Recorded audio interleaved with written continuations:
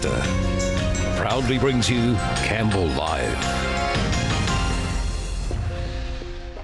On the 20th of January, dozens of heavily armed police officers raided this house 40 minutes outside Auckland. Automatic weapons, helicopters, even members of New Zealand's elite special tactics group to arrest a man not accused of terrorism or murder, but internet piracy. Dotcom spent the next month in jail. The FBI allege that through his company, Megaupload, he is guilty of copyright violations worth hundreds of millions of dollars. Tonight, for the first time on television anywhere in the world, Dotcom himself responds. And we begin with the events of the past 5 weeks. Well, you know, it's a little bit like a nightmare, I would say. Unexpected, horrifying for my family. My wife, who's pregnant with twins, has nightmares and is feeling miserable. And, you know, of course, I'm facing a very interesting situation. Kim, you say it was unexpected. Was it totally and absolutely unexpected? Did you never, ever think that this could happen somewhere in the world at some time? Well, the business is 7 years old. We have been sued only once, never by any, you know, movie company or big content company. And we have spent millions of dollars on legal advice over the last few years. And our legal advisors have always told us that we are secure and that we are protected by the DMCA, which is a law in the US that is protecting online service providers of liability for the actions of their users. So it came completely unexpected. What did your lawyers tell you about what you were doing? As we understand Megaupload, in its simplest terms, it's a giant kind of exchange system in the sky, right? So you upload something, someone else downloads something, you are sharing files, those files could be anything, right? How do you protect yourself against breaches of copyright by the people using Megaupload? Well, supposedly, and that's what everyone believed, is that the law is protecting us. We can't be liable for actions of third parties.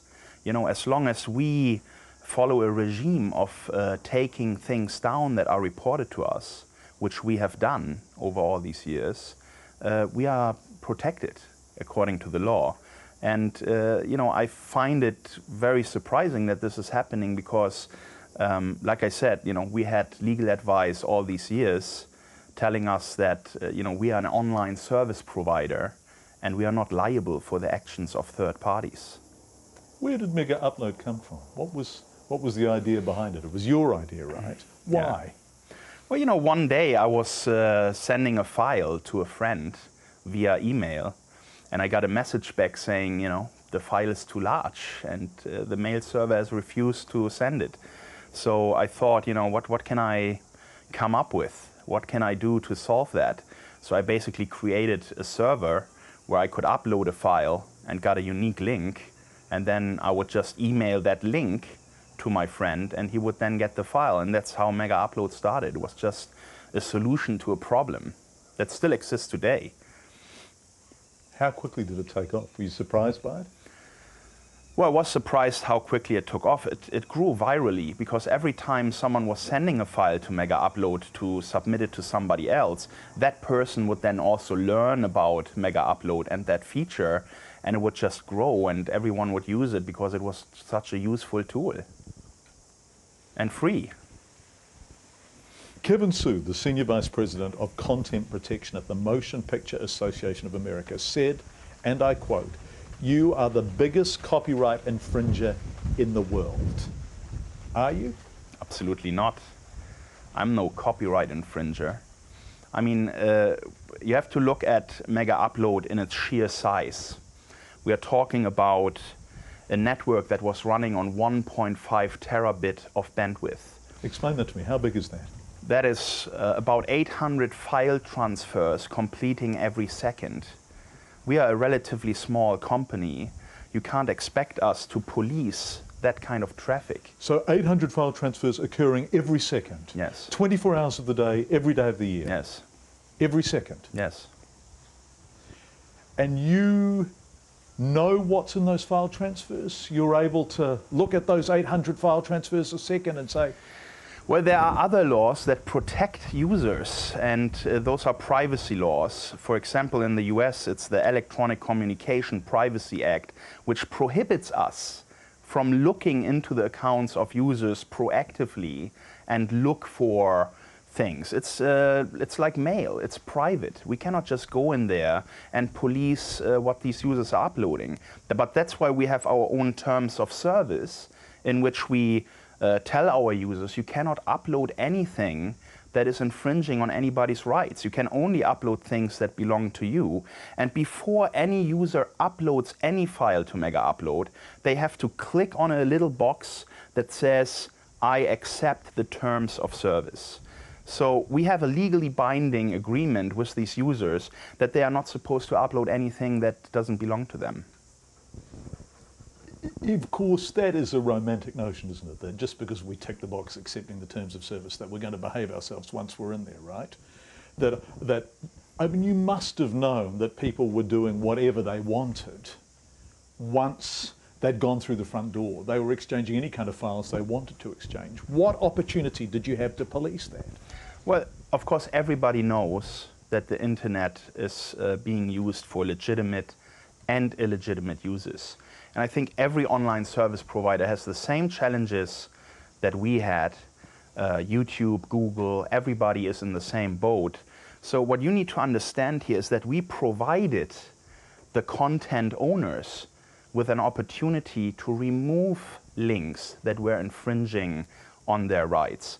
So not only did they have an online form where they could take down infringing links, they had direct delete access to our servers. So they could access our system and remove any link that they would find anywhere on the internet without us being involved. They had full access, and we're talking about 180 partners, including every major movie studio, including Microsoft and all big content producers. And they have used that system heavily. And you need to understand that that system was not even something that was required by the law. We provided that voluntarily.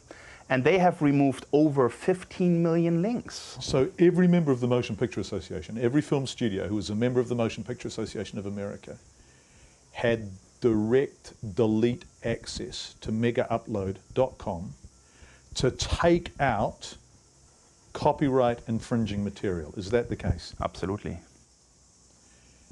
And yet the FBI indictment against you alleges, and I quote, copyright infringement on a massive scale with estimated harm to copyright holders well in excess of $500 million US. Well, that's complete nonsense. If you read the indictment and if you hear what the prosecution has said in court, is that these 500 million of damage were just music files and just within a 2-week time period. So they are actually talking about 13 billion US damage within a year just for music downloads. The entire US music industry is less than $20 billion. So how can one website be, responsible for this amount of damage? It's completely mind-boggling and unrealistic. So are you really suggesting that you are a sacrificial lamb of some description? Well, there's no other explanation for me because we have done nothing wrong. I'm no criminal. This website has not been set up to be a piracy haven, And if you look at the comments out there and at the discussion that is happening online, that's what everybody feels like. It's crazy. Because the FBI and the people who want to prosecute you are alleging, and they've used these words, that you are unprecedented, that the scale of your piracy is unprecedented, that there has never been anything like it before in human history, that you are the pirate to beat all pirates. Yeah. It's kind of like weapon of mass destructions in Iraq. If you want to go after someone and you have a political goal, you will say whatever it takes. These are fabrications and lies. There are 100 other companies out there that offer the same service like us. Why has nothing happened to them? Can you give me a name? Can you give me a couple of names? Who Many else? sites. Mediafire is based in the US, offers exactly the same service like us. File sharing opportunities. Yeah, RapidShare, FileSurf, FileSonic. Microsoft has their own service called SkyDrive. Google is launching a new service called Drive. Everyone is in this cloud arena, in the same business, has the same problems that we had battling piracy. But we are not responsible for the problem. And this is, I think, what everyone needs to understand. Where does piracy come from? Piracy comes from, you know, people, let's say in Europe, who do not have access to movies at the same time that they are released in the US. This is a problem that has been born within this licensing model and the old business model that Hollywood has, where they release something first in one country, but they show trailers to everyone around the world pitching that new movie, but then that 14-year-old kid in France or in Germany can't watch it for another 6 months. You know, if the business model would be one where everyone has access to this content at the same time, you know, you wouldn't have a piracy problem. So it's really, in my opinion, the government of the United States protecting an outdated monopolist business model that doesn't work anymore in the age of the internet. And that's what it all boils down to. I'm no piracy king. I offered online storage and bandwidth to users, and that's it. After the break, Kim Dotcom on his wealth and why Megaupload made so much money.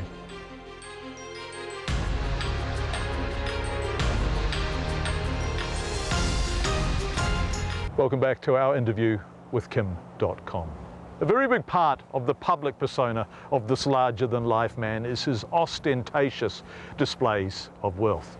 And houses like this certainly don't come cheap. We will talk about this in depth a bit later. But how did Megaupload make so much money? When you create something that is popular, when you create a solution, when you're an innovator and you solve problems for people and they like what you have to offer, of course you automatically make money. If you have a product that is popular, you make money. I had a product that was very popular. Why was it popular? Because people could surpass a lot of limitations. It saved people a lot of money. You know, you don't need to buy a server to store your files. You can use us to distribute your files, legal files. You know, you can use us to make a backup online of all your files. There are so many, countless legitimate uses for Megaupload that the piracy element is really just one that is minute and shouldn't even be the primary focus. CNET, in an article that looked pretty well researched to me and well sourced, said, and I quote, "Among the copyright owners who have accused Megaupload of piracy, including software and video game companies, none of them presented the FBI with more, quote, significant evidence, end quote, about Megaupload than the MPAA." Did any members of the MPAA come to you and say, we have concerns, Kim, about what's going on in Megaupload? Never. And I got to tell you this. If you are a company that is hurt so much by what we are doing, billions of dollars of damage, you don't wait and sit and do nothing. You call your lawyers and you try and sue us and try to stop us from what we are doing. So a cease and desist of some form or other. Did you ever receive any letters from members of the MPAA saying the latest James Bond film is being exchanged ad infinitum through Megaupload, you must stop it? Did you ever receive that? Absolutely not. No legal document has ever reached us from any of these studios. The only thing that we get is takedown notices and them using the direct delete access on our website. So isn't it surprising to you that when I'm the pirate king and I'm causing all this damage, that none of them has ever even attempted to sue us for damages? You know, if you would run a business that loses billions of dollars because of me, you wouldn't just sit there and do nothing. I mean, this investigation was ongoing for over 2 years. You know, the company was live for over 7 years. The MPA has always thrown names at us and called us all kinds of things, but they've never actually done anything to, you know, take us to court. And for the very simple reason that there is a law in the US that protects us, which is the Digital Millennium Copyright Act, that protects online service providers from actions of their users. And this is the same law that allowed Google to still exist, that allowed YouTube to still exist. You know that Viacom sued YouTube, and YouTube claimed that they are protected by the DMCA, and they won. And if you look at the YouTube case files and the emails that were exchanged internally, we are a lamb compared to what was going on at YouTube at the time. But these guys got away. They have won their lawsuit, and they are still in business. And I'm sitting in jail. My house is being raided. All my assets are frozen without a trial, without a hearing. This is completely insane, is what it is. Why you then, do you think? I'm an easy target. My flamboyance, my history as a hacker, you know, I'm not American, I'm living somewhere in New Zealand, around the world, I have funny number plates on my cars, you know, I'm an easy target. I'm not Google. I don't have $50 billion on my account, and right now I have not a penny on my account. All my lawyers currently are basically working without a penny. And they are all still on board and all still doing their job, because what they see here is unfair, is unreasonable, and not justice. What did you think about when you were in jail for a month? A lot of time on your own, right? Did you have a cell to yourself? You weren't sharing with anyone? Yeah, I had a cell to myself, and I was primarily concerned about my family. You know, that is mainly what I was thinking about. You know, I have a wife pregnant with twins, and it's just an impossible situation. And they keep the anxiety level high. They appealed my bail. I don't even know on what grounds. You know, it's just ridiculous. Are you a flight risk? Absolutely not. Is there a helicopter waiting over the hill, either literally or metaphorically, to come and whisk you off to somewhere where you can't be extradited from? You know, you got to think about this for a minute, okay? Why would I leave after everything has been frozen, everything has been taken from me? A company that was worth probably $1 billion plus has been given a death sentence without trial. You know, what point is there for me to run away? The only thing, and the only thing that makes sense and is logical here, is to fight this. And that's what I'm going to do. I will fight this all the way. And I promise you, and everybody who's watching this right now, I'm going to win this, because I'm no criminal and I've done nothing illegal. After the break, with the might of the FBI pursuing him for all they're worth, what future does Kim Dotcom have?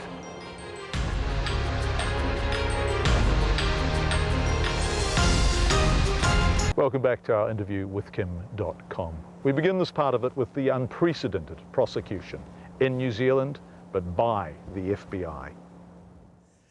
The FBI indictment, their charges, which is a very long document, full of some of the most emotive language I've ever seen in It's a press release, an indictment of 72 pages, which is so maliciously designed to basically get a judge and a grand jury in the US to agree to these kinds of actions, has been unheard of. Look out there at the professional legal opinions of everyone who has seen this. It's nothing more but a press release filled with things out of context, designed to make me look as bad as possible. Are you as bad as possible, Kim? Are you a very naughty man who has been making a lot of money for yourself at the expense of content providers who take the risk, who do the work, who make things only for you to enable people to trade in that stuff so you get rich? That's complete nonsense. I'm an innovator. I create software, I create solutions, I create a website that is popular and that people want to use and have used for a lot of legitimate uses. And it's just completely bizarre how I'm being put on a pedestal like this and pointed at like the over-pirate of the planet. It's insane. There's no merits to this. Do you think you would be in this position if you hadn't driven around with, saying Dr. Evil, driving a Mercedes in the Gumball Rally through Europe, behaving in a larger-than-life way, in a way that draws attention to you, in a way that distinguishes you from the men who run Google who are dressed like I'm dressing and don't post videos of themselves on YouTube behaving like a lunatic? Is that why you are such a soft target, do you think? Well, first of all, let me be clear. Those videos and the things that you see online are not posted there by myself. These videos are 10 years plus old, and I'm a fun-loving guy, okay? I enjoy my life. I have a big kid inside me, and I didn't see any reason why I have to wear a suit and be stuck up, you know, when I have earned my money and, you know, enjoy my life, fulfill my dreams. There's nothing wrong with that, you know, and those clips were long before I had a wife and a family and kids. You know, my priorities have changed. I'm a family man, you know. I'm not doing these kind of things. That was childish stuff, and it was fun at the time, and I don't regret it, but that's not me today. I'm a different guy, you know. I just want to have a safe future for my kids and, you know, provide my family with a great home, and that's why we moved to New Zealand, and we're really surprised about what's going on here. Is that why you are here? Did you come to New Zealand to reinvent yourself and to become a family man? Or did you come to New Zealand to get away from this kind of stuff, the FBI, and why are you here? No, I'm here because of my family. I have little kids. You know, we were living in Hong Kong. Hong Kong is a concrete jungle. There's no fresh grass, there are no trees, there are no grills, you know, no birds flying around. I wanted to give my kids an environment of, you know, happiness and nature and peace, and that's why we came to New Zealand. You know, you don't have nuclear power, you are not on any target list of any nuclear nation. You know, it's amazing. I mean, New Zealand is a beautiful country. We came here on a holiday, we fell in love, and we decided to move here for our kids, to give them a great future. What's your future now, Kim? You know, I mean, I'm a fighter. I'm going to fight this thing, you know. I feel confident that I'm going to win, because at the end of the day, I know, my family knows, and everybody who's around me knows that I'm no criminal and I've done nothing wrong. So, you know, I will fight it.